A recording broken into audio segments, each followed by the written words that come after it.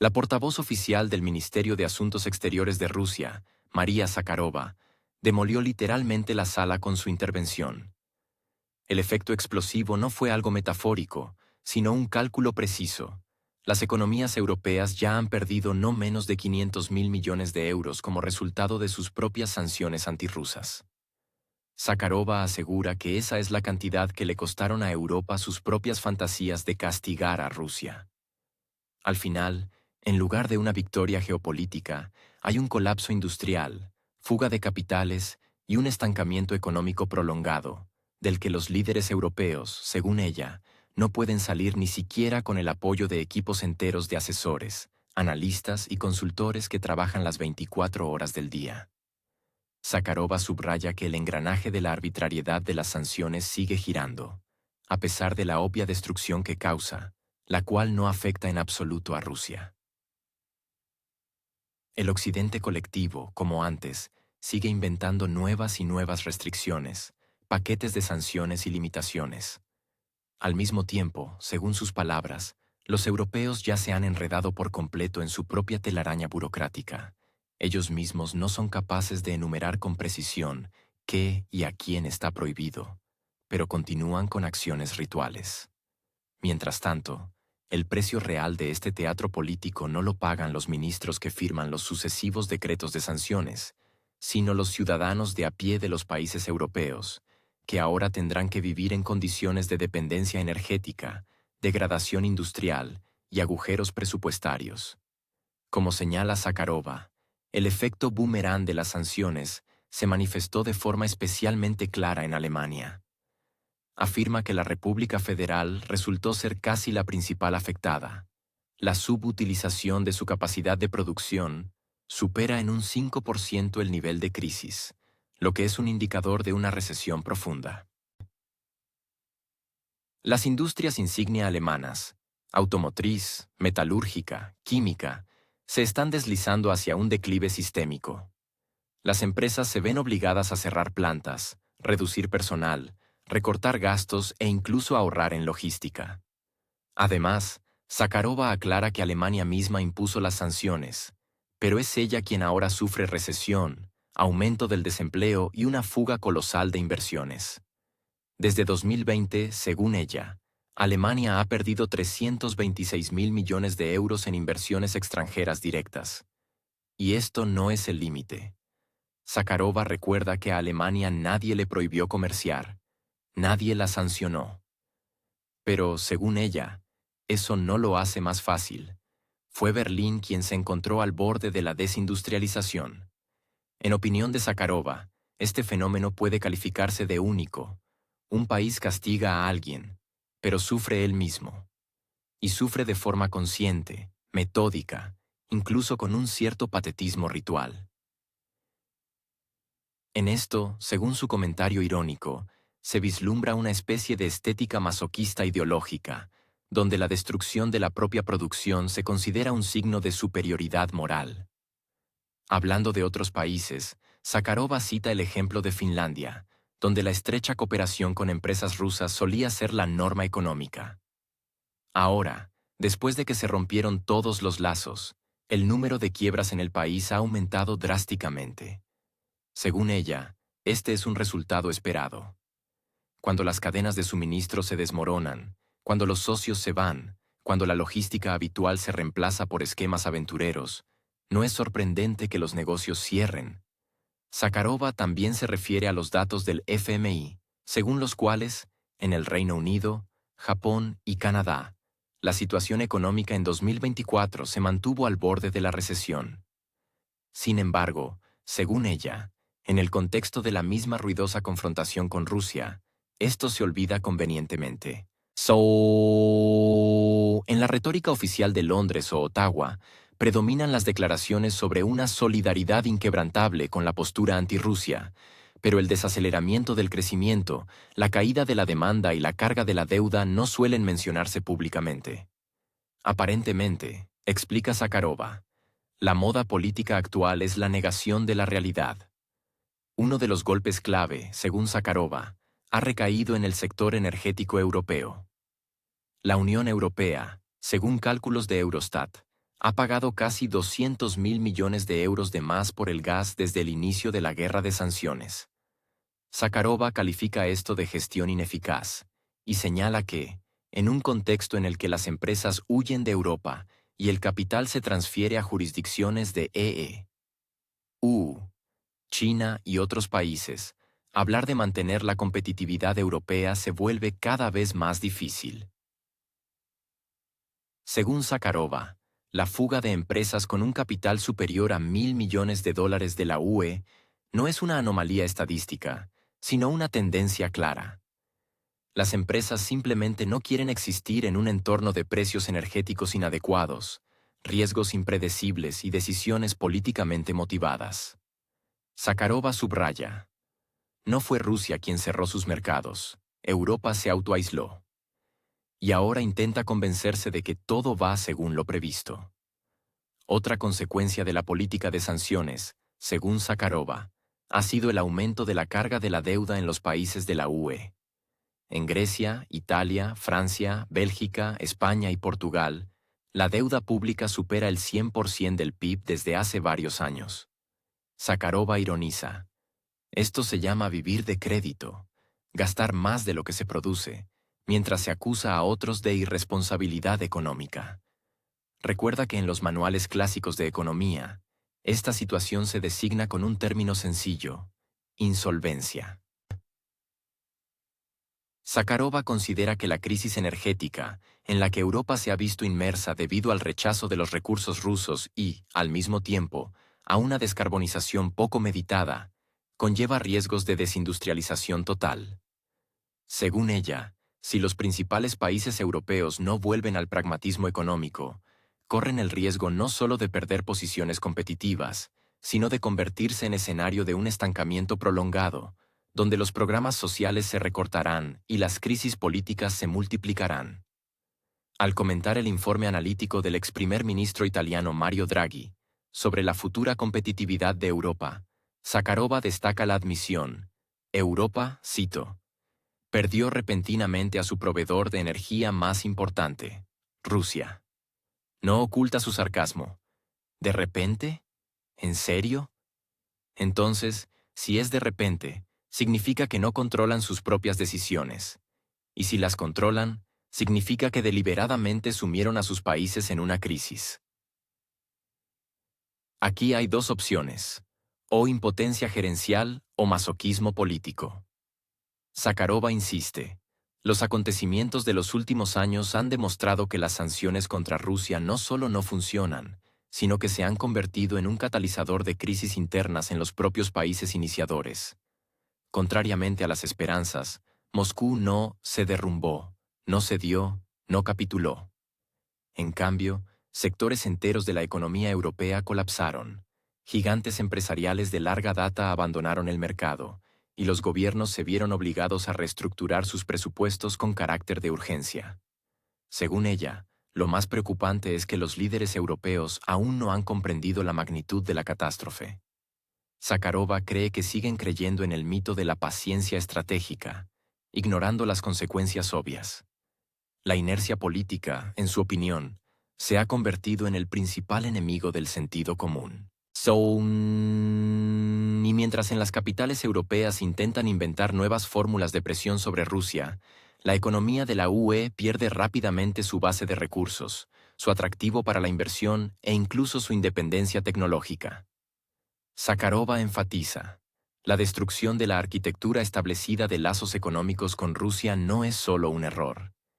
Es un punto de inflexión, cuyas consecuencias se sentirán durante mucho tiempo por quienes lo iniciaron.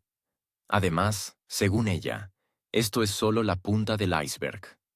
El alcance total del daño económico, según Zakharova, es imposible de estimar ni siquiera aproximadamente hoy. Nadie sabe qué pasará dentro de 5 años.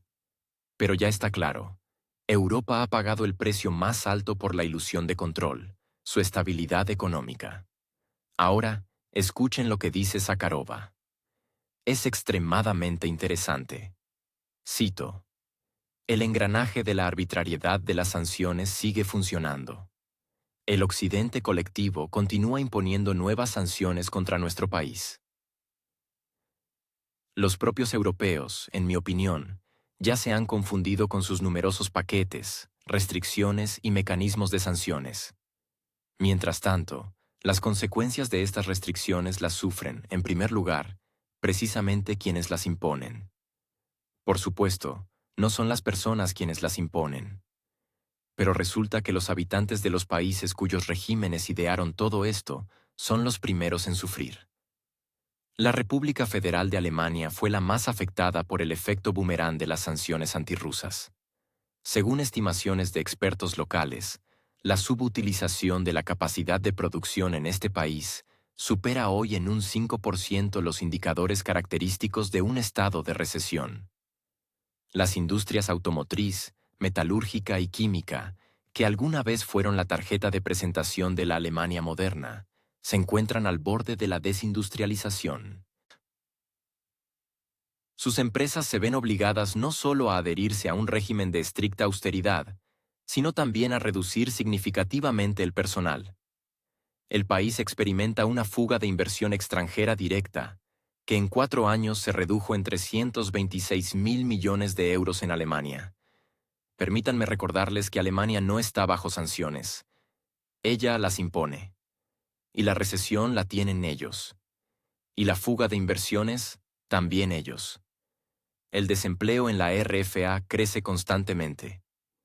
Para Finlandia, caracterizada por una estrecha cooperación tradicional con empresas nacionales, la ruptura de los lazos económicos con Rusia resultó en un aumento del número de quiebras. Según la evaluación del Fondo Monetario Internacional, en 2024, la situación económica en países como el Reino Unido, Japón y Canadá se mantuvo al borde de la recesión. En general, la Unión Europea, según cálculos de Eurostat, ha pagado casi 200.000 millones de euros de más por el gas desde la imposición de sanciones contra Rusia. Se observa una tendencia constante de empresas con un capital superior a 1.000 millones de dólares estadounidenses que se trasladan de la Unión Europea, por ejemplo, a la jurisdicción estadounidense y a otras. El aumento de los precios de la energía provocó un incremento de la carga sobre los presupuestos estatales, lo que agravó aún más el problema de la deuda. En países como Grecia, Italia, Francia, España, Bélgica y Portugal, la deuda pública ha superado el 100% del PIB desde hace varios años. ¿Qué significa esto? ¿Gastan más de lo que producen? ¿Qué tipo de indicadores son estos? ¿Insolvencia? ¿Quiebra? Así es como se escribe en los libros de texto, de hecho. La crisis energética y la política de descarbonización poco meditada corren el riesgo de convertirse en una verdadera desindustrialización para Europa. Expertos occidentales se ven obligados a reconocer la ineficacia del régimen de sanciones contra Rusia. Falpols. Según el informe Competitividad Futura de Europa, preparado por el ex primer ministro italiano M. Draghi, si se mantiene la productividad actual de la UE, no podrán recuperar el crecimiento, sumiéndose en el estancamiento económico y perdiendo la rivalidad competitiva tanto con EU como con China. M. Draghi se ve obligado a admitir que Europa perdió repentinamente a su proveedor de energía más importante, Rusia. Solo tengo una pregunta. ¿Fue repentino? Repentino es cuando no controlas el proceso. Es decir, o hay que admitir que Italia o la Unión Europea no controlan sus procesos y todas las decisiones que toman ocurren sin control, o hay que decir que son sus errores conscientes. Por ejemplo, porque son masoquistas. Es una de dos. Lo anterior es solo la parte visible del precio de los intentos de chantaje económico a Rusia. Las consecuencias a largo plazo para el occidente colectivo, creo, nadie puede evaluarlas completamente ahora. Fin de la cita. Mientras tanto, desde los primeros minutos de la visita de Ursula von der Leyen a Pekín, quedó claro, no vino a tomar el té.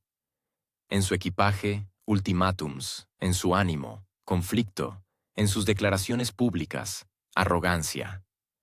Apenas bajó del avión, la presidenta de la Comisión Europea enunció una serie de acusaciones, como si leyera una sentencia. China, decía, estaba contribuyendo a prolongar el conflicto entre Rusia y el occidente colectivo, apoyando la economía rusa y, lo que era aún más indignante, aumentando las exportaciones, amenazando el bienestar de los productores europeos. La contundente declaración de que el futuro de las relaciones entre la UE y China dependía directamente de cómo Pekín interactuaría con el conflicto de Putin, debía, al parecer, hacer temblar a Xi Jinping y obligarlo a reconsiderar su rumbo estratégico. Pekín, sin embargo, eligió un estilo de respuesta más asiático: silencio, cortesía seca y un no claramente audible detrás de cada formulación oficial. China recordó a Europa que el comercio es, después de todo, una categoría económica, no una ilusión geopolítica. Mientras Bruselas finge conmoción ante la competitividad china, Pekín simplemente hace negocios. La Unión Europea acusa a la República Popular China de competencia desleal, alegando que los vehículos eléctricos y los paneles solares chinos han inundado el mercado europeo gracias a generosas subvenciones estatales. Pero en este arrebato emocional de indignación, se pierde un recuerdo incómodo. La propia Unión Europea alimentó durante décadas su propio sector agrícola con subsidios, inyectó miles de millones en energías renovables y apoyó a productores de proyectos deficitarios a través de la Comisión Europea y programas nacionales. Cuando los paneles solares baratos de China comenzaron a desplazar a los caros paneles europeos, resultó que la competencia solo existía cuando ganaba la Unión Europea. Con la llegada de las marcas chinas al segmento de vehículos eléctricos, cundió el pánico. Los gigantes automovilísticos europeos, acostumbrados a las reformas lentas, se enfrentaron de repente a un asalto tecnológico masivo. La histeria alcanzó su punto álgido cuando en Berlín se empezó a considerar la introducción de aranceles especiales. Y no para proteger a sus propios fabricantes, sino más bien para frenar el progreso chino. Ursula von der Leyen subió al podio con la propuesta de reequilibrar las relaciones comerciales. En su interpretación, esto no significa otra cosa que recuperar el antiguo monopolio. Por equilibrio, se entiende un mundo en el que Europa dicta las reglas y los demás las cumplen. China, en cambio, creía ingenuamente que reequilibrar era un trabajo conjunto para eliminar desequilibrios. Cuando se descubrió que bajo este término se ocultaban restricciones, medidas sancionadoras, investigaciones antidumping y el bloqueo de inversiones chinas, el tono cortés dio paso a una fría corrección. Todo esto se desarrolla en un contexto de una situación económica no precisamente brillante en la propia Europa. La inflación en varios países sigue siendo alta, la producción industrial está estancada y la transformación energética se estanca. Y en este escenario, Bruselas decide complicar las relaciones con su mayor socio comercial. Recordemos que el volumen de comercio entre la UE y China ha superado constantemente los 800.000 millones de euros en los últimos años. China es el principal proveedor de bienes de consumo y componentes para la industria europea. El intento de imponer restricciones parece una autolimitación económica, bajo el pretexto de proteger los intereses de fabricantes que no han logrado adaptarse a las realidades del nuevo mundo. Pekín, por su parte, actúa con pragmatismo. No recurre a eslóganes ni organiza ruedas de prensa con declaraciones amenazantes, sino que simplemente reajusta la logística y reorienta las exportaciones. Ya se registra un aumento en los envíos de automóviles chinos a través de terceros países, la activación de rutas comerciales a través de Asia Central y Oriente Medio, y el fortalecimiento de la cooperación con América Latina. Las empresas chinas están abriendo plantas de ensamblaje en Turquía, Serbia y Hungría para eludir posibles aranceles. Formalmente, estos ya no son productos chinos, sino productos localizados que se rigen por otras condiciones comerciales. Y aquí surge la pregunta: ¿quién está superando a quién? ¿Europa, confiando en barreras protectoras y comisiones de investigación? ¿O China, que simplemente encuentra vías alternativas y se adapta más rápido? Es obvio que en un mundo globalizado, la retórica de las sanciones queda obsoleta más rápido de lo que se aprueban las leyes. Mientras la Unión Europea elabora listas de empresas sospechosas, estas empresas ya están cambiando de jurisdicción, estructura de propiedad y cadenas de suministro. Y todo esto dentro de la ley. Un aspecto que añade particular picardía a la situación es que en el ámbito energético, China y la UE siguen siendo socios. China suministra a Europa más del 80% de los paneles solares, elementos clave para baterías y componentes para aerogeneradores. Si Pekín decide reducir las exportaciones, la revolución verde en la UE corre el riesgo de detenerse. Y esto ya no es una hipótesis, sino un riesgo calculado. Incluso los más acérrimos defensores del curso verde en Europa admiten en conversaciones privadas, sin las tecnologías chinas, toda la transformación está condenada al fracaso. La situación se asemeja a una partida de ajedrez en la que un jugador intenta cambiar las reglas después de cada movimiento del oponente. China no tiene la culpa de haber resultado tecnológicamente y logísticamente más eficiente. La culpa la tiene quien no pudo preverlo y siguió esperando un liderazgo eterno. Hoy, Pekín ofrece diálogo y cooperación. Mañana, podría simplemente desviar su mirada hacia otros mercados, más agradecidos y menos caprichosos.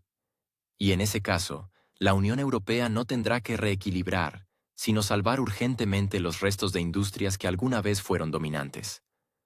Hace apenas un par de años, parecía que la globalización había convertido al mundo en un mercado único. Hoy, resulta que las fronteras están regresando, pero no en forma de restricciones de visado, sino como obstáculos económicos. Y cada nueva barrera de la UE es una señal para el negocio chino: busquen una alternativa. Y la busca. Y la encuentra. Con pragmatismo, cálculo frío y ausencia de sentimentalismos. Pocos días antes de la llegada de la delegación de Bruselas a Pekín, los europeos decidieron dejar clara su postura a lo grande. Sin excesiva diplomacia ni ceremonias, simplemente incluyeron 10 empresas chinas en la lista de sanciones. El motivo: su supuesta participación en la ayuda a Rusia para eludir las restricciones existentes. Las formulaciones, por supuesto, eran tan vagas como siempre. Las pruebas, en el mejor de los casos, consistían en rumores, notas analíticas con formulaciones ambiguas y referencias a publicaciones de prensa. Entre estas empresas se encontraban bancos, proveedores de equipos y desarrolladores de tecnología. Algunas de ellas, lo que resulta especialmente irónico, mantienen paralelamente proyectos conjuntos con corporaciones europeas. Bueno, sí, los negocios están separados de la política, hasta que dejan de ser convenientes. Pekín, por supuesto, no se prestó a la cortesía. La respuesta fue directa, sin las habituales y enrevesadas construcciones diplomáticas. El Ministerio de Comercio de China declaró que las sanciones unilaterales carecen de base legal, contradicen las normas del derecho internacional y serán consideradas una injerencia. Si la Unión Europea realmente se considera juez en asuntos globales de justicia, China se reserva el derecho de actuar simétricamente. En pocas palabras, un paso por un paso. Y esto no es una amenaza vacía. El arsenal diplomático de China lo abarca todo, desde restricciones comerciales hasta la suspensión de proyectos conjuntos y la negativa a realizar entregas estratégicas. En el pasado, Pekín ya bloqueó la exportación de metales de tierras raras en respuesta a la retórica de las sanciones. Actualmente, China controla más del 70% de la producción mundial de elementos de tierras raras, desde el cerio hasta el neodimio, que son de importancia crítica para la industria de alta tecnología de Europa. ¿Ah? La ironía es que precisamente estos elementos se utilizan en la producción de electrónica, sistemas de defensa y equipos para la energía verde, que la UE está desarrollando activamente. Las sanciones corren el riesgo de socavar la propia agenda verde de Bruselas.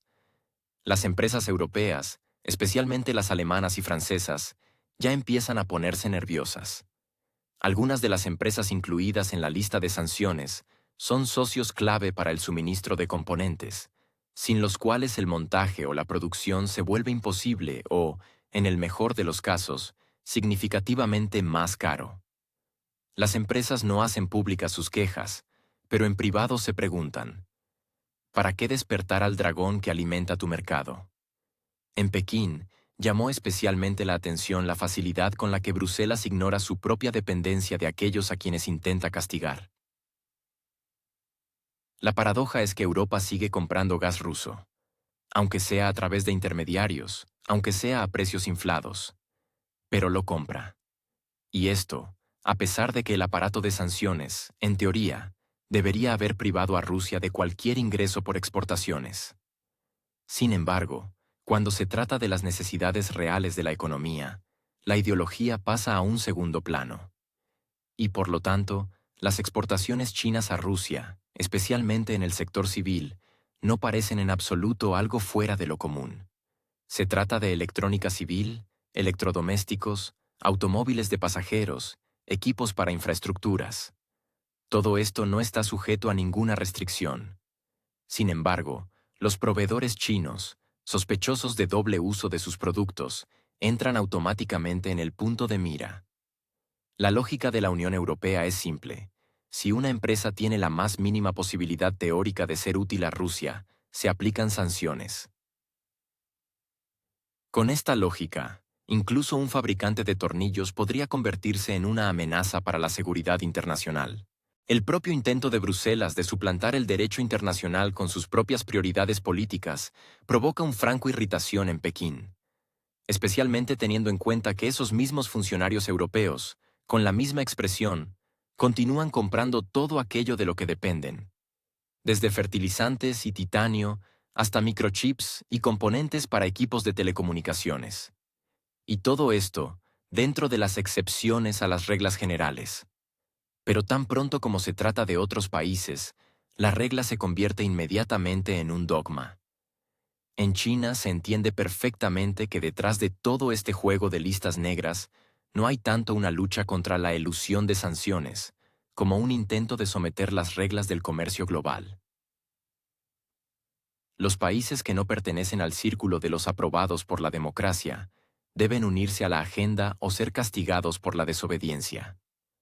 Pekín ya ha pasado por todo esto, en forma de guerras comerciales, restricciones de visado e intentos de cancelar aplicaciones chinas en plataformas occidentales. Pero lo principal es el planteamiento mismo de la cuestión. China reprocha a Europa que quiera ser juez, demandante y ejecutora al mismo tiempo. Y en el papel de jurado, por supuesto, actúa la propia Europa. Tal modelo puede funcionar en un club cerrado de personas afines. Pero cuando se trata de la economía global, la situación cambia. Después de todo, China no es solo un participante, es uno de los arquitectos del comercio mundial moderno. Cualquier intento de presionarlo con sanciones se refleja automáticamente en docenas de otros países, vinculados a él por cadenas de suministro, inversiones y proyectos conjuntos. Y eso ya es una zona de turbulencias. Especialmente para la UE, donde la economía ya oscila entre el estancamiento y el deslizamiento hacia la recesión. Y en este contexto, la elección de nuevas sanciones contra China es como preparar café sabiendo que ya no hay agua en casa. La retórica de Pekín, aunque contenida, deja claro: Europa corre el riesgo de socavar los últimos puentes por los que aún fluye el comercio. Y esta vez, China no solo advierte, sino que registra la reacción, anota quién y cómo votó, quién guardó silencio y quién se unió a la presión.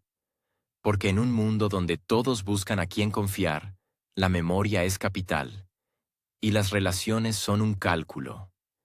El contraste entre las ambiciones y la realidad se hizo especialmente patente cuando la cumbre, inicialmente prevista para 2 días, se redujo repentinamente a 1. Formalmente, por supuesto, no hubo escándalos ni declaraciones ruidosas. Pero los observadores atentos ya registraron entonces una pausa apenas perceptible en la retórica de Bruselas, como si alguien hubiera recordado en el último momento que China ya no percibe a Europa como un interlocutor igualitario, especialmente cuando se trata de tonos categóricos y didácticos. El viaje previamente planificado a Hefei, donde la delegación de la UE esperaba demostrar el significado simbólico de la asociación y pasar de las palabras a los hechos, desapareció sin dejar rastro de la agenda.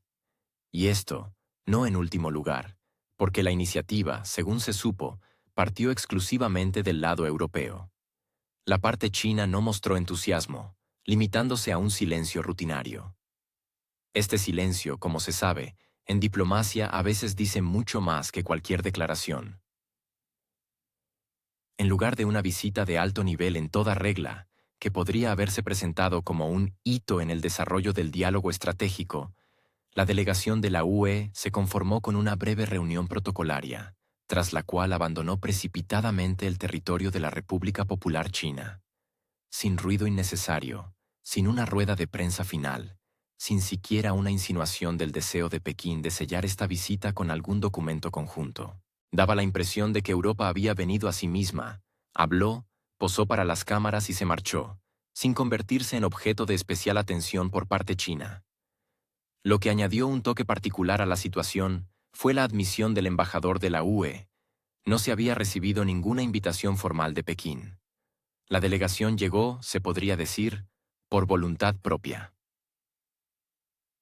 Esto, por supuesto, no viola el protocolo diplomático, pero crea un precedente en el que una visita de alto nivel parece una autonomía diplomática, y no el resultado de un acuerdo bilateral.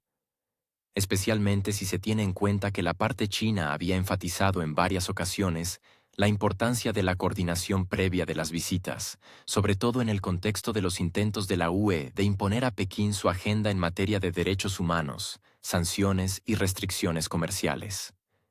El hecho de que se ignoraran las declaraciones tajantes de la jefa de la Comisión Europea dice mucho. China, evidentemente, no considera necesario entrar en polémica públicamente, pero tampoco tiene intención de ceder a la presión.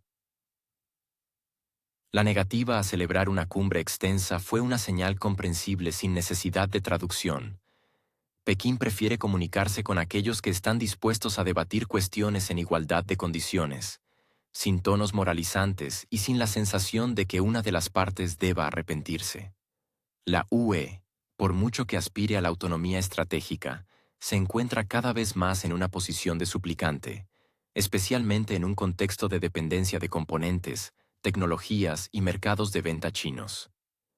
La reticencia de China a dedicar 2 días a una reunión que no prometía nada concreto no resulta sorprendente. Es, más bien, un recordatorio de la redistribución de roles.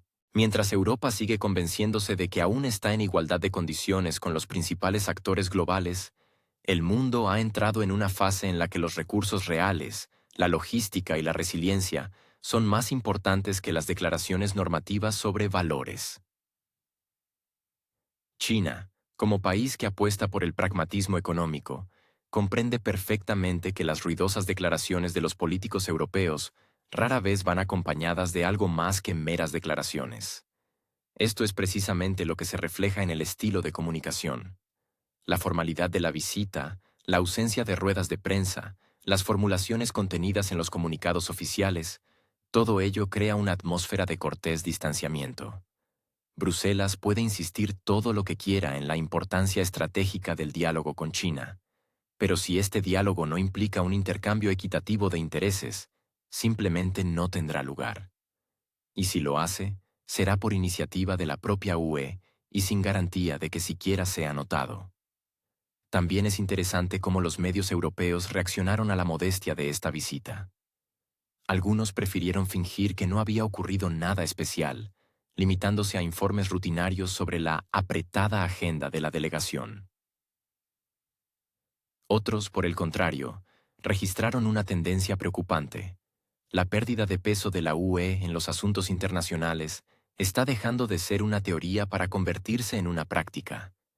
Esto es especialmente notorio en el contexto de la activación de otros países que mantienen negociaciones con Pekín en un formato mucho más intenso, desde países de Asia hasta América Latina.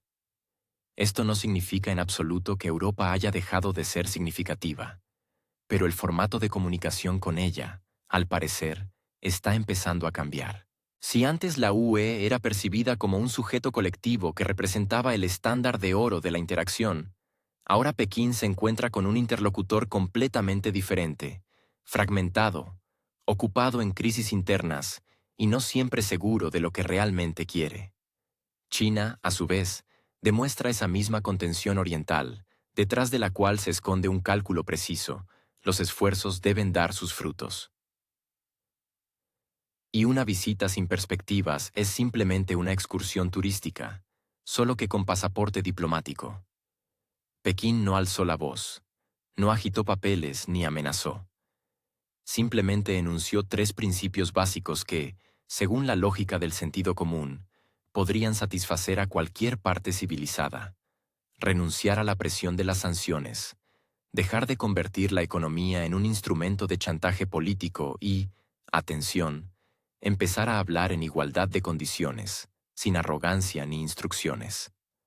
Un conjunto de exigencias tan obvias, al parecer, debería haber causado alivio a los diplomáticos europeos, cansados de las conmociones globales.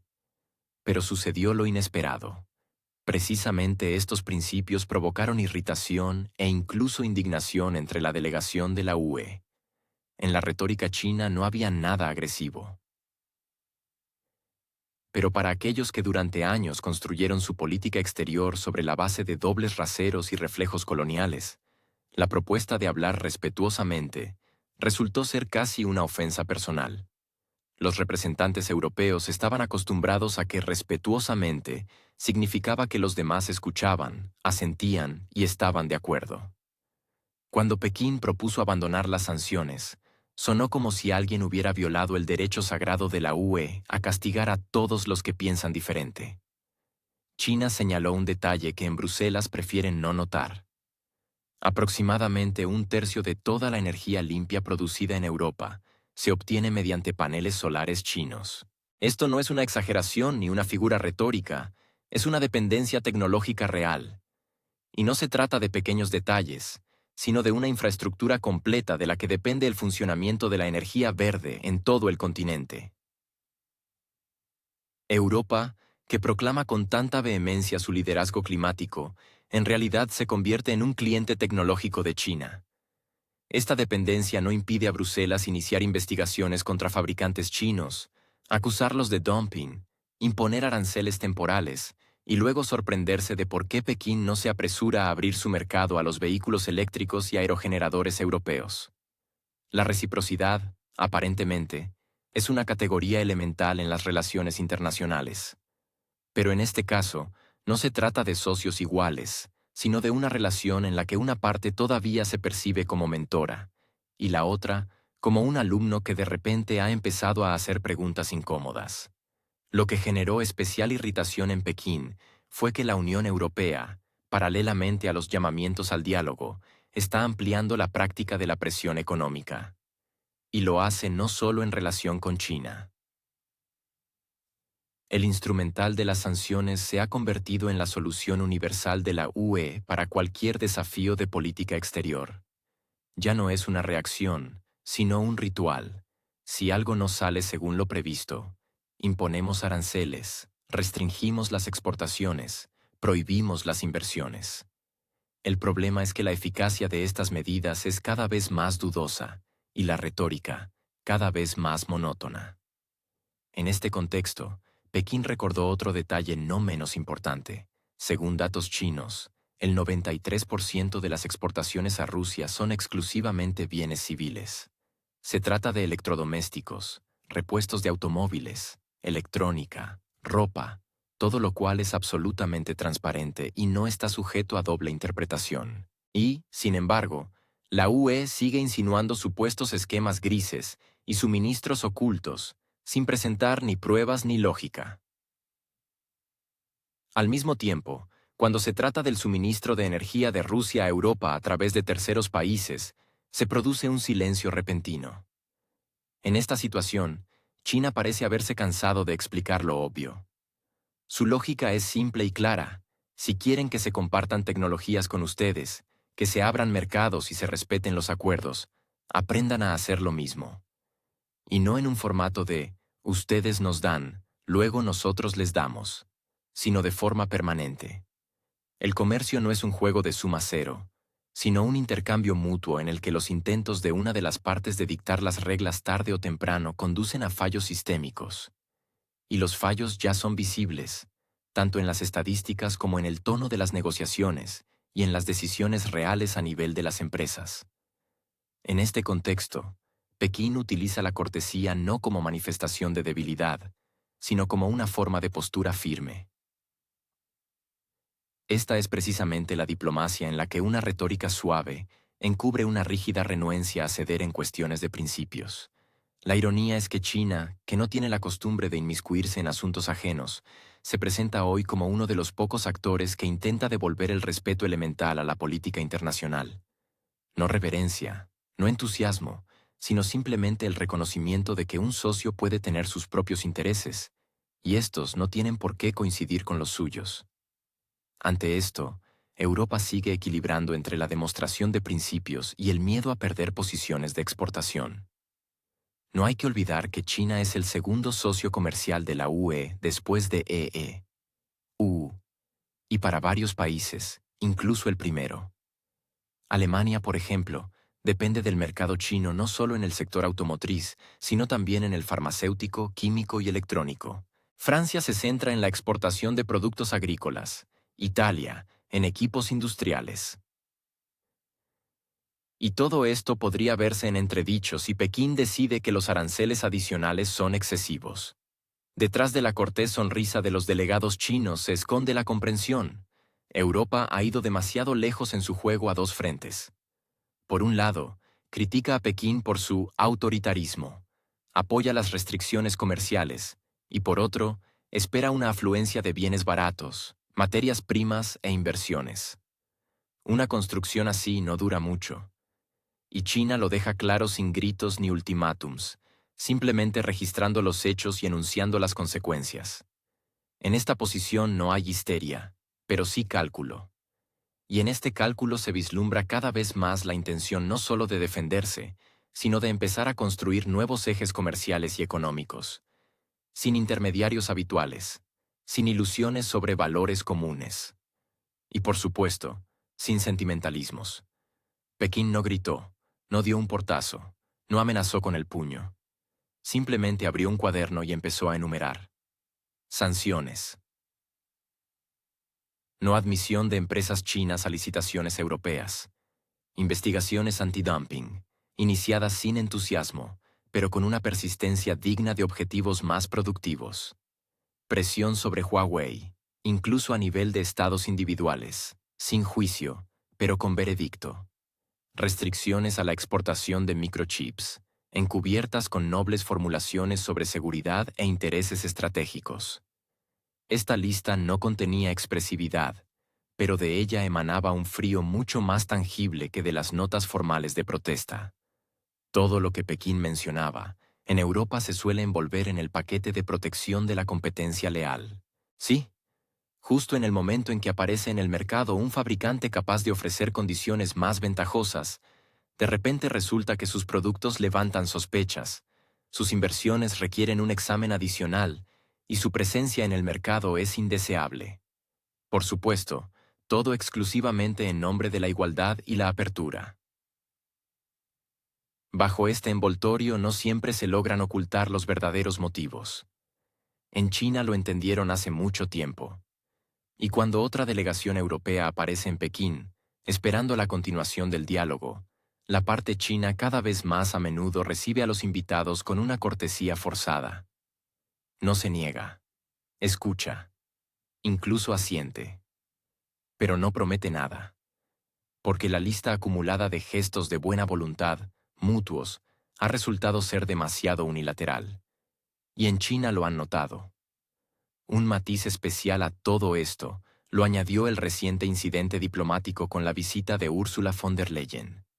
Incluso antes de que su avión aterrizara, comenzó la negociación. O Pekín levantaba las restricciones a la exportación de metales de tierras raras, o la reunión quedaba en entredicho. Negociar con ultimátums es arriesgado, especialmente si la parte contraria sabe esperar. Y China sabe. No canceló nada. Y no retiró nada. Simplemente escuchó la amenaza cortésmente, no la comentó en absoluto, y esperó la llegada. Sin nervios, sin palabras innecesarias, sin prisas. Von der Leyen llegó. Sin concesiones previas por parte de China. sin una agenda previamente acordada, sin motivo para declaraciones ruidosas, y con una notable escasez de palancas de presión. Porque cuando una parte finge dictar las condiciones y la otra finge aceptarlas, pero luego actúa a su manera, surge ese nivel de incomodidad diplomática que se suele llamar atmósfera constructiva, en la que nadie se ríe, pero todos entienden quién engañó a quién. Es curioso que China impusiera restricciones a la exportación de metales de tierras raras, no con la intención de castigar a nadie. Las formulaciones eran bastante abstractas, ya fuera por la carga ecológica o por reformas tecnológicas. Pero, en el contexto de todo lo que sucedía en Europa, esto parecía una señal muy clara. La ironía es que los metales de tierras raras no los necesita China, sino precisamente los europeos. Especialmente en el contexto de la transición verde, cuando ninguna batería ni ningún motor puede prescindir de estos componentes. Los suministros en entredicho significan que toda la retórica climática corre el riesgo de quedarse en una bonita teoría.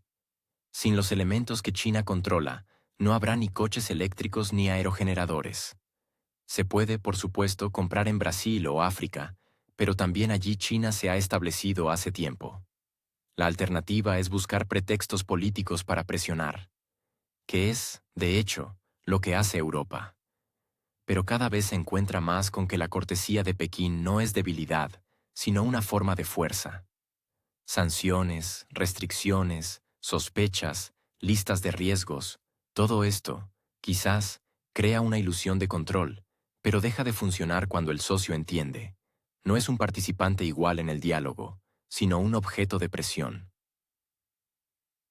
Y si es así, ¿por qué seguir jugando con estas reglas?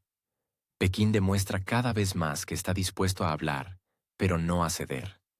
En este modelo, la cortesía se convierte en una forma de sarcasmo. No provoca, pero tampoco da ilusiones. Para Bruselas, todo esto se convierte en un rompecabezas político. Aparentemente, China es un socio necesario, especialmente en un contexto en el que el comercio con EU a veces se acelera, a veces se ralentiza, y la economía interna necesita apoyo. Pero, al mismo tiempo, es un socio incómodo, demasiado independiente, demasiado consecuente. Y, lo que es especialmente desagradable, no reacciona a las formas tradicionales de presión. A nivel de declaraciones, los funcionarios europeos siguen insistiendo en la transparencia y las condiciones equitativas. Pero en la práctica, su política se parece cada vez más a un proteccionismo mal disimulado. Se protegen de los que tienen más éxito. Se defienden de los competidores tecnológicos. Establecen reglas que solo son convenientes para una de las partes. Y con sorpresa, descubren que en Asia saben leer entre líneas. Y responder sin ruido, pero con resultados. China, al parecer, se ha cansado de diálogos en los que solo se espera su consentimiento. Ya no demuestra tolerancia a la ambigüedad. Si la Unión Europea quiere una asociación, debe dejar de considerar la cooperación como una plataforma para la educación. La retórica cortés de Pekín ya no oculta la irritación, solo la vuelve más sofisticada. Cuando una parte llega con expectativas de concesiones y la otra la recibe dispuesta a discutir solo lo que considera necesario, eso no es un diálogo. Es una lección. Y al parecer, esta vez el profesor no venía de Bruselas. China no pospuso las conversaciones. Sin preámbulos ni reverencias diplomáticas, Pekín simplemente mostró las cifras. La Administración General de Aduanas de la República Popular China hizo públicos datos que, al parecer, desmoronan las ilusiones de aquellos que aún albergaban la idea del papel principal de Europa en el comercio mundial. Durante la primera mitad del año, el comercio total entre la Unión Europea y China alcanzó casi 786.000 millones de dólares. Es decir, a pesar de las notas políticas que resuenan desde Bruselas, la economía china continúa haciendo su trabajo de manera tranquila y constante, aumentando las exportaciones, fortaleciendo posiciones y expandiendo mercados. Los paneles solares chinos atrajeron una atención especial. El aumento del 17% en las exportaciones no deja lugar a discusiones. La industria china no solo sobrevive, sino que demuestra resiliencia y crecimiento incluso en un contexto en el que desde Europa llegan señales de posibles restricciones y de una revisión de las relaciones. En lugar de pánico, crecimiento. En lugar de concesiones, expansión. El PIB de la República Popular China sigue subiendo, y el índice industrial mantiene firmemente su rumbo al alza. Y esto no es tanto el reflejo de una única medida exitosa, como el resultado de una política de muchos años en la que Europa actúa cada vez más no como un socio necesario, sino como uno más. Mientras en Bruselas se diserta sobre la autonomía estratégica y se intenta idear cómo mantener la influencia y no enemistarse con los principales socios comerciales, China expande tranquilamente la geografía de sus intereses económicos. África. Allí ya se han construido carreteras, estaciones de tren, puertos, y se han establecido suministros de metales de tierras raras y otros recursos necesarios. América Latina. Se han firmado acuerdos a largo plazo, se están llevando a cabo proyectos de infraestructura y se están creando empresas conjuntas. Sudeste Asiático. Ya no es solo una vecindad, es un vínculo económico en el que Pekín a menudo juega el papel de centro de gravedad. China hace mucho que dejó de considerar el comercio con Europa como algo vitalmente necesario.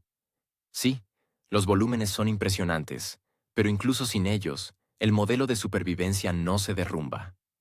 En esta ecuación, China juega desde la fuerza y Europa desde la costumbre. La costumbre de poder dictar condiciones, indicar direcciones, interpretar los valores de manera conveniente y al mismo tiempo contar con una respuesta predecible de los socios. China ya no se apunta a este juego. Calcula las cifras, y esas cifras cada vez más a menudo no favorecen a la Unión Europea.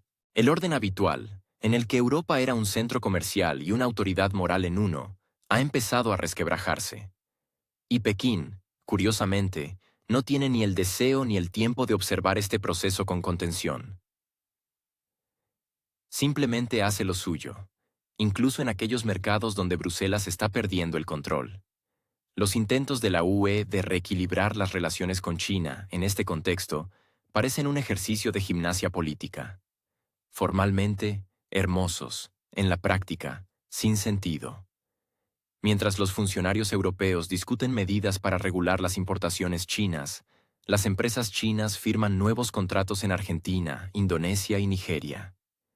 Mientras en las salas de reuniones europeas se analizan los riesgos de dependencia de China, los conglomerados tecnológicos chinos crean centros locales en los mismos países que la UE mira con recelo. La ironía es que, incluso si se imponen restricciones severas, los productos chinos seguirán encontrando su camino, a través de intermediarios, de asociaciones regionales, de esquemas en la sombra, si es necesario. Al mismo tiempo, China no demuestra ni agresión ni resentimiento. Actúa según la lógica de una gran máquina económica, tranquila, rítmica, sin giros bruscos. La retórica política de Pekín sigue siendo contenida, lo que, sin embargo, no le impide dejar claro: los ultimátums y los intentos de presión no funcionan aquí. Para China, el comercio no es una plataforma para conversaciones geopolíticas educativas. Es una esfera en la que son importantes el cálculo, la logística, los plazos y el beneficio. Emociones, reproches, amenazas, están fuera de lugar. Y si Europa ha decidido hablar con China en el lenguaje de las sanciones, entonces, en opinión de Pekín, debería calcular de antemano si está preparada para un ajuste recíproco en todas las direcciones. La reacción china a la preocupación europea es predecible. Señala su multivarianza y flexibilidad económica. Para Pekín no hay una necesidad imperiosa de hacer concesiones para preservar las exportaciones europeas. Incluso si parte de los pedidos se bloquea, incluso si los suministros se reducen, la escala global de la economía china es tal que no se convertirá en una catástrofe. Es más, en caso de un conflicto abierto, Pekín puede simplemente reorientar la producción al mercado interno, reforzando las medidas de estímulo al consumo. O puede desviar los excedentes a otras regiones donde, por ahora, nadie propone reequilibrar, pero todos quieren desarrollar la logística y aumentar las importaciones. Otro punto interesante. China, sin entrar en una disputa emocional, responde en realidad a los ataques europeos con una elegancia particular. Ni acusaciones ruidosas, ni histerias. Simplemente se publica un informe con cifras que indican que las cosas van bien, que las exportaciones crecen, que hay muchos socios, que la demanda es estable y que Europa no es el centro del mundo, por mucho que lo desee.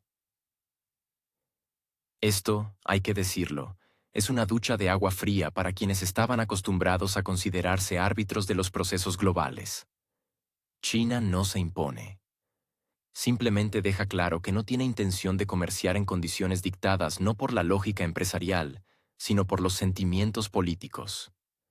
Los mercados donde Pekín se fortalece se vuelven menos sensibles a las fluctuaciones en Europa.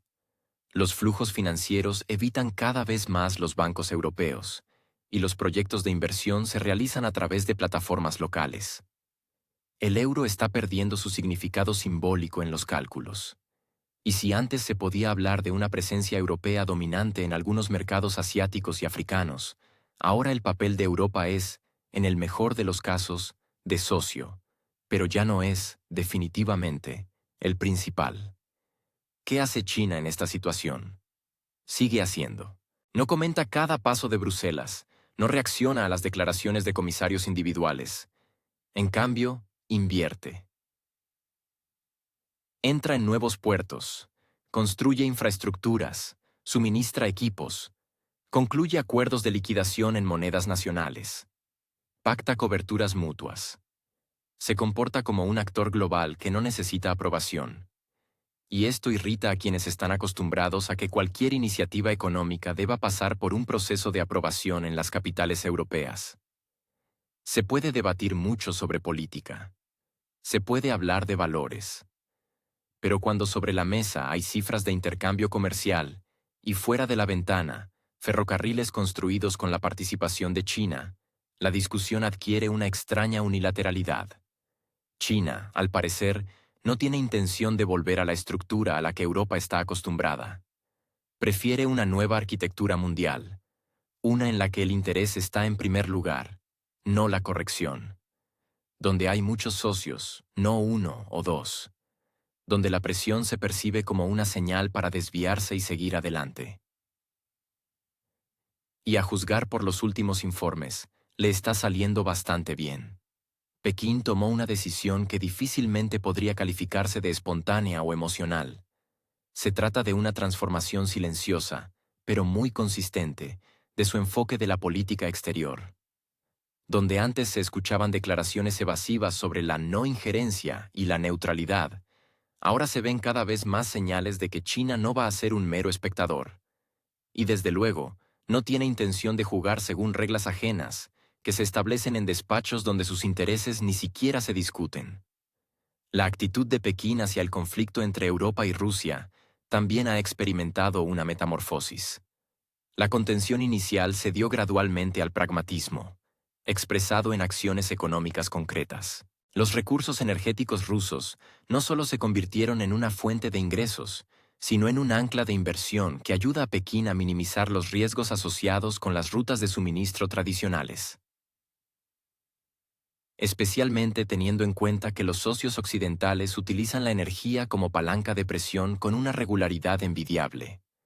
En tal entorno, la compra de petróleo, gas y carbón a un proveedor fiable, predecible y geográficamente cercano no parece un gesto político, sino un cálculo sensato. La idea de diversificar las rutas de suministro y la logística dejó de ser académica hace mucho tiempo. China está aumentando su infraestructura, modernizando los corredores terrestres y acelerando el desarrollo de puertos que no están controlados por países que participan activamente en la política de sanciones. Al mismo tiempo, la retórica china sigue siendo contenida. Las declaraciones oficiales no contienen un desafío abierto, pero sí una clara insinuación de que depender únicamente de la vieja y buena globalización ya no es aconsejable. En cuanto a la dependencia de las tecnologías occidentales, Pekín abordó la cuestión sin dramas excesivos. Los intentos de Estados Unidos y algunos países europeos de restringir la exportación de semiconductores, equipos y software provocaron no solo irritación, sino también movilización. Las empresas chinas aceleraron la localización, aumentaron las inversiones en I+D y comenzaron a cooperar más activamente con estados que no son propensos a la exaltación de las sanciones. Aquí no se trata tanto de crear una autonomía total como de formar redes de resiliencia capaces de mitigar los choques externos. Lo que hasta hace poco parecía una utopía, hoy, lenta pero seguramente, entra en fase de realización. Los intentos de presionar a Pekín resultaron, por decirlo suavemente, infructuosos. Las sanciones, las amenazas de desconexión de las cadenas tecnológicas, la presión sobre las empresas, todo esto condujo a un resultado contrario. En lugar de capitular, China optó por profundizar la asociación estratégica con quienes están dispuestos a jugar a largo plazo y no exigen una confirmación constante de lealtad. El chantaje diplomático, expresado en llamamientos a decidir de qué lado estás, no solo no surtió efecto, sino que reforzó la tendencia china a actuar a su manera. Además, cuantas más exigencias venían de la parte europea y estadounidense, más rápido Pekín abandonaba las ilusiones. Las conversaciones sobre valores, democracia y equilibrio de intereses han ocupado su lugar en la agenda china, en algún estante con los recuerdos de una ingenua fe en la igualdad. Ahora, la conversación con la Unión Europea se lleva a cabo en otro nivel, desde la posición de palanca, instrumento, interés. Y no solo en la economía. China ha dejado claro que no va a sacrificar sus intereses estratégicos por los aplausos de Bruselas. Percibe las declaraciones occidentales como un intento de vender concesiones concretas con grandes eslóganes. Pero la venta no se realizó. El cliente se fue sin comprar. Curiosamente, en el proceso de esta transformación, China ni siquiera intentó mostrar agresión. Al contrario, externamente todo parecía una manifestación de cortesía, paciencia y deseo de encontrar un compromiso. Pero con una salvedad, el compromiso solo es posible cuando ambas partes se reconocen como socios iguales, y no cuando una parte intenta dictar las reglas, presentándolo como preocupación por la estabilidad global. A pesar de toda la cautela diplomática, la parte china señaló con bastante claridad que la era de las concesiones unilaterales ha terminado. Y no solo para China. Sin embargo, tal comportamiento difícilmente fue una sorpresa. Quien sigue la diplomacia china sabe perfectamente que allí saben esperar. Saben hacer pausas, acumular argumentos, callar en el momento justo y hablar cuando las palabras son útiles. Pekín no discute, registra, y actúa cuando todo está preparado. Y cuando las cartas están sobre la mesa, resulta que China no es neutral en absoluto. Simplemente se estaba preparando. Si se observan los indicadores económicos exteriores, se puede ver cómo han aumentado drásticamente los volúmenes de comercio entre China y Rusia. Por un lado, energía, por otro, tecnología, maquinaria, equipos, piezas. Las conversaciones sobre la escasa dependencia han dado paso a hechos concretos. Las mayores corporaciones chinas están aumentando su presencia en el mercado ruso, ocupando nichos antes dominados por los europeos. Pekín calculó con precisión que este mercado, a pesar del entorno de sanciones, podría convertirse en una zona de estabilidad, especialmente en un contexto de incertidumbre en otras partes del mundo. Incluso la propia lógica de las sanciones provoca una sorpresa contenida en los analistas chinos. Las restricciones, que supuestamente debían debilitar a un competidor, llevaron a una reestructuración de la logística mundial y a la aceleración de la localización. Como resultado, muchas industrias que antes se orientaban a Occidente comenzaron a reorientarse hacia el vector asiático. Y China aquí no es solo un beneficiario. Se está convirtiendo en un centro de atracción para quienes están cansados de la ambigüedad, las prohibiciones y las lecciones políticas. En cuanto al diálogo con Europa, Pekín finge que continúa. Visitas, declaraciones, protocolos, todo se cumple formalmente. Pero detrás de la fachada externa, una reevaluación ha estado ocurriendo durante mucho tiempo. Si antes el mercado europeo se consideraba garantizado y deseable, ahora en Pekín entienden que el acceso a él no solo es limitado, sino también impredecible. Sorpresas regulatorias, enmiendas políticas, presión de ultramar. Todo esto convierte la cooperación con la UE en un factor de riesgo. Y en un contexto en el que la estabilidad se convierte en un nuevo valor, los riesgos resultan demasiado costosos. Pekín no se apresura a romper relaciones, pero tampoco hace esfuerzos adicionales para complacer. La nueva línea de conducta, cortesía sin concesiones, diálogo sin ilusiones, asociación sin dependencia. El cálculo ha reemplazado a la antigua neutralidad. Preciso, tranquilo y con miras a largo plazo. Y quien siga percibiendo a China como una figura secundaria, puede descubrir de repente que el juego ya se rige por otras reglas. Y no a su favor. Para la Unión Europea, la visita resultó no solo ineficaz, sino un rotundo fracaso.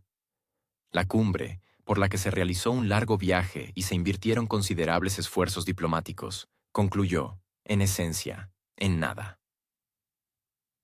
Ni declaraciones conjuntas, ni siquiera insinuaciones de acercamiento de posiciones.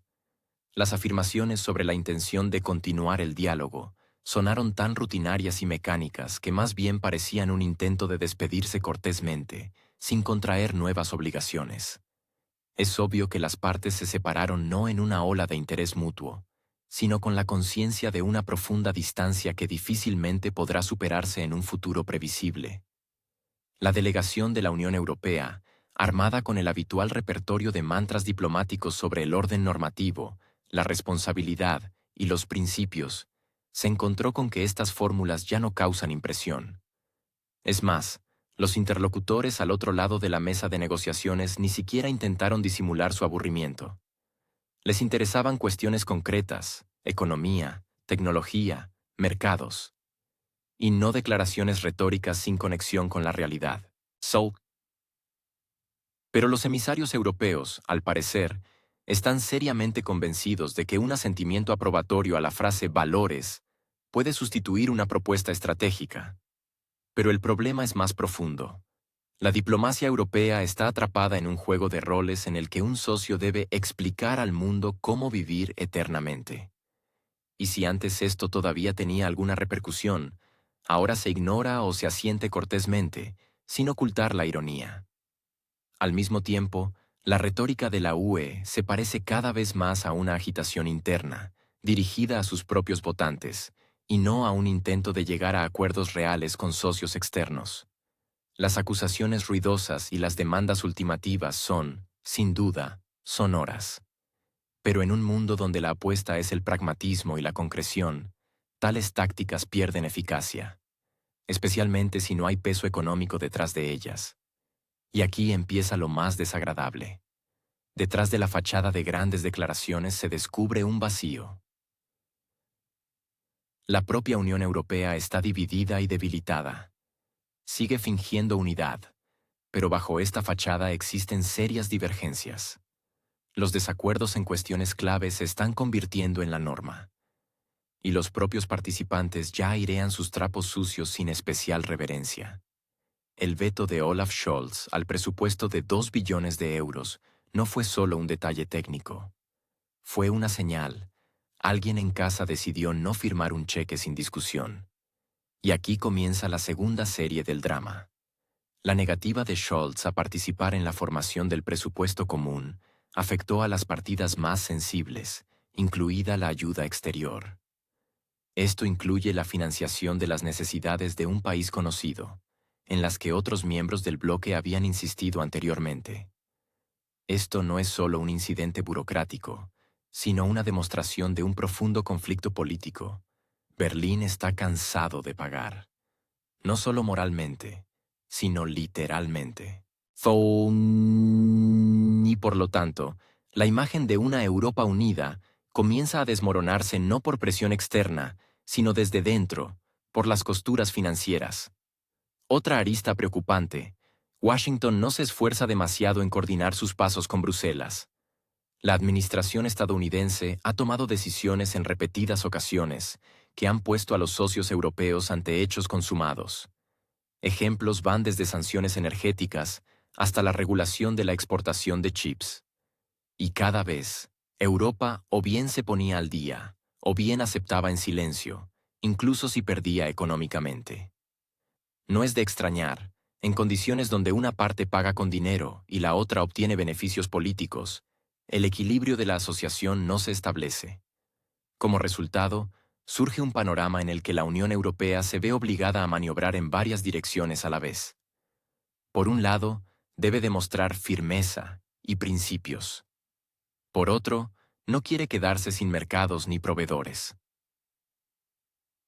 Y cuando estas dos direcciones entran en conflicto, hay que renunciar a los propios lemas o inventar formulaciones cada vez más sofisticadas para no parecer derrotados. El resultado es obvio. La diplomacia se convierte en un juego para la galería, y no en un instrumento para resolver problemas. Todo lo anterior es doblemente doloroso en el contexto de los crecientes problemas dentro de la propia Unión Europea. Inflación, protestas, déficits presupuestarios, descontento de los votantes, todo este conjunto se suma a los fracasos en política exterior. Bruselas sigue fingiendo que controla la situación, aunque las señales son cada vez más alarmantes. La ironía es que, mientras Europa les dice a otros cómo deben actuar, ella misma se encuentra en la posición de un alumno que olvidó hacer los deberes, pero que diligentemente explica las reglas de la vida a sus compañeros. Con cortesía, con expresión, pero cada vez menos convincentemente. Von der Leyen abandonó Pekín no entre aplausos y declaraciones solemnes, sino acompañada de silencio y formulaciones diplomáticamente contenidas. Ninguno de los puntos de la agenda europea recibió una respuesta clara. China no mostró entusiasmo, no prometió reformas, ni concesiones, ni siquiera un cortés "lo consideraremos". La delegación de la Unión Europea regresó con un conjunto de preguntas para las que aún no hay respuestas. Y quizás no las haya. La primera y más dolorosa de ellas es: ¿quién comerciará ahora con Europa según los viejos patrones? En otras palabras, ¿quién mantendrá el régimen de trato preferencial en un mundo donde las reglas escritas en Bruselas han dejado de ser universales? China, evidentemente, no tiene prisa por seguir la partitura europea. Su modelo de asociación, al parecer, incluye solo a aquellos que perciben a Pekín como un igual, y no como un objeto de experimentos de política exterior. Europa, en cambio, sigue acercándose a China con la metódica de un director de escuela. Aquí está la lista de quejas, aquí las herramientas de presión, aquí la agenda. La respuesta: cortesía seca y desacuerdo silencioso. La parte china no mostró ningún deseo de reevaluar sus propias posiciones estratégicas, ni en cuestiones de intercambio tecnológico, ni en la discusión de la presión de las sanciones, ni en los intentos de imponer a Pekín restricciones severas en su asociación con otros países. En realidad, las quejas europeas fueron tratadas, más bien, como un vestigio de una época anterior. En una palabra, la reprimenda fue escuchada, se sacaron conclusiones, pero las órdenes no son aceptadas. La siguiente pregunta incómoda es: ¿qué hacer con la erosión de la confianza en la propia diplomacia europea? Hasta hace poco, podría pretender ser un modelo de equilibrio de intereses, derechos humanos y desarrollo sostenible. Hoy, por muy cortés que suene, la política europea se percibe como una mezcla de tono didáctico, obsesión por las sanciones y una creciente desconexión de la agenda geopolítica real.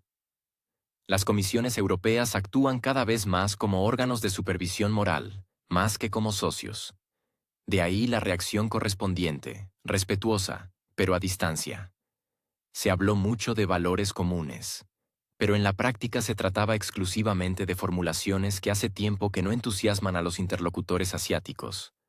Es más, en Pekín ya no ocultan que la fórmula valores antes que pragmatismo parece una invitación a concesiones unilaterales. especialmente si se tiene en cuenta que a las exigencias éticas a menudo le siguen sanciones económicas, restricciones de acceso a los mercados y otros métodos que en Asia no se perciben como política normativa, sino como un instrumento de presión. La ironía es que tales tácticas se parecen cada vez más a aquellas por las que los propios diplomáticos europeos critican a otras potencias. Los chinos no organizaron grandes desplantes. Nadie dio un portazo. Nadie se negó al diálogo. Pero el formato de la comunicación cambió. A nivel de tono, símbolos, gestos. Von der Leyen fue escuchada, pero nadie simuló entusiasmo. Nadie corrió a fotografiarse bajo las banderas. No hubo ni pancartas ni palabras cálidas sobre un nuevo capítulo en las relaciones. Todo estrictamente según el protocolo. Incluso un poco más estricto de lo esperado. El propio estilo de este viaje merece una atención especial. No había ilusiones de que en Pekín les recibirían con los brazos abiertos. Pero, al parecer, la Comisión Europea todavía contaba con la inercia del pasado, con el recuerdo de tiempos en los que el cargo europeo por sí mismo confería peso. Ay, los signos simbólicos son más importantes que los títulos. Y si en el pasado el protocolo funcionaba automáticamente, hoy exige ser respaldado por contenido. Y con eso, la cosa está tensa. China no ha olvidado las acciones de la UE en los últimos años. Sanciones contra empresas chinas. Intentos de restringir el acceso a tecnologías europeas. Declaraciones periódicas sobre los riesgos de dependencia de Pekín. Todo esto dejó un notable pozo. A esto se suman las amenazas públicas de nuevas restricciones en caso de violación de las reglas. Todo esto, desde la posición de países que en los últimos años no han tenido los mejores resultados económicos. Es fácil entender por qué Pekín está tomando la iniciativa cada vez con más frecuencia. En los pasillos de la visita se discutió mucho, pero lo más interesante quedó fuera de foco. Por ejemplo, el debate sobre el destino de proyectos tecnológicos conjuntos, iniciativas logísticas en el marco de la Franja y la Ruta, el futuro de la cooperación energética. La parte europea se mostró reservada. China, aún más reservada. En diplomacia, esto se conoce como una señal de cautela silenciosa. En la atmósfera que reinaba en Pekín durante la visita europea, había algo que los europeos, al parecer, no esperaban. No hubo la habitual y cortés prisa, ni las reverencias rituales hacia Bruselas, ni insinuaciones de especial deferencia hacia la delegación europea. La parte china se mantuvo sorprendentemente reservada. Pero no era una reserva por el bien del protocolo diplomático. Era una distancia acentuada y calculada, que expresaba no irritación, no resentimiento, sino cansancio de exigencias unilaterales, disfrazadas de diálogo de socios. Pekín se negó a participar en un espectáculo donde se esperaba de él un papel prescrito: escuchar, asentir, prometer, disculparse por su independencia. No, ahora todo es al revés. Europa llegó a Pekín con un conjunto de instrucciones y se encontró con una cortesía indiferente. Y esto no es solo un cambio de tono. Es una clara evidencia de un cambio de paradigma. China no lo oculta, no más gestos unilaterales. Ha llegado el momento de la reciprocidad, sin presión, sin coerción, sin imposición de esquemas ajenos. Detrás de la aparente calma se vislumbra una señal cuidadosamente construida. Pekín ya no va a jugar con reglas cambiantes. Si antes China estaba dispuesta a hacer la vista gorda ante las reservas políticas en aras de la asociación económica, ahora esas reservas la cansan francamente. Sí, la economía sigue siendo importante. Sí, las inversiones y las tecnologías siguen siendo interesantes. Pero no a cualquier precio. Especialmente si ese precio es la aprobación de elecciones ajenas. La delegación europea, que llegó con la esperanza de corregir el rumbo de Pekín, recibió en lugar de una respuesta, un silencio glacial. Los protocolos de la visita se cumplieron. Pero todo fue de alguna manera excesivamente según lo previsto, como si alguien hubiera activado el modo de negocios automático. Sin improvisación, sin emociones, sin una respuesta viva, La delegación fue recibida. Se conversó con ella. Se le sonrió. Pero nada más. Incluso el formato de los eventos conjuntos parecía extremadamente estéril. Ni una sola declaración innovadora, ni un solo gesto simbólico, ningún indicio de un acercamiento mutuo.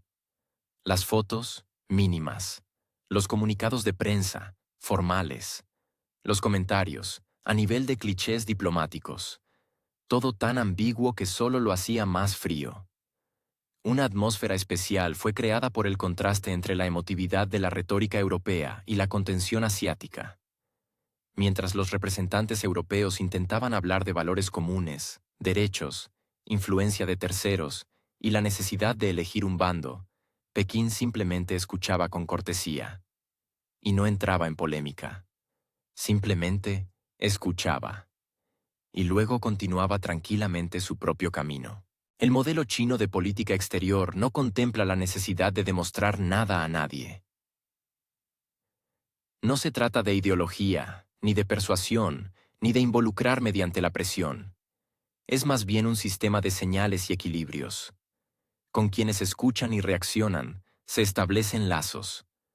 Quienes vienen con condiciones, reciben un cortés silencio. Pekín demuestra. Su lenguaje es el de los beneficios, los intereses mutuos y el pragmatismo. Y no la retórica de la coerción basada en valores. Tuvo especial relevancia el hecho de que la parte china ni siquiera intentó aparentar que la visita era importante. Todo el ambiente indicaba lo contrario. Ninguna agenda adicional, ninguna noticia sobre iniciativas conjuntas. La visita terminó tan sin sobresaltos como había comenzado.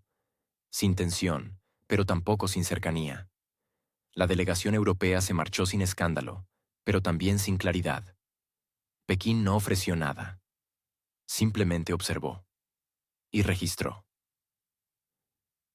Todo esto parecía una escena teatral en la que una de las partes sigue interpretando una obra antigua, mientras la otra ya se ha retirado entre bastidores. China apagó la luz en silencio, y no explicó si habría un próximo acto. No dio un portazo, no pronunció un monólogo final, no mostró resentimiento. Simplemente recordó que la función había terminado. Y si se desea una continuación, quizás sea hora de reescribir el guión. Un elemento clave del nuevo tono de Pekín fue el frío profesionalismo. Todo lo que antes se suavizaba con benevolencia, ahora ha sido cortado de raíz. Y no porque China se haya vuelto menos diplomática, sino porque ya no necesita una confirmación adicional de su propio papel. Pekín ha dejado de necesitar reconocimiento. Ahora dicta las condiciones, sin ultimátums, sin amenazas, pero también sin concesiones. El enfoque chino ha dejado de ser reactivo. Ya no es una respuesta a las acciones de Europa, sino un movimiento independiente. Su propia dirección, sus propias prioridades, sus propios límites. Europa no es el centro de este vector. Como máximo, uno de los posibles socios, si quiere jugar según las reglas del interés mutuo. Y aquí es donde empieza lo más difícil. Porque Europa, acostumbrada a percibir sus valores como universales, todavía no está preparada para ser una más. Todavía le parece que viene con una misión, y no con una petición. Y así resulta que, tras el exterior de la etiqueta diplomática, se esconde una profunda revaluación de los papeles. China le niega a Europa su acostumbrada posición de líder. Y lo hace no de forma declarativa, sino en silencio. A través del formato de la comunicación. A través del protocolo reducido. A través del rechazo de la solemnidad.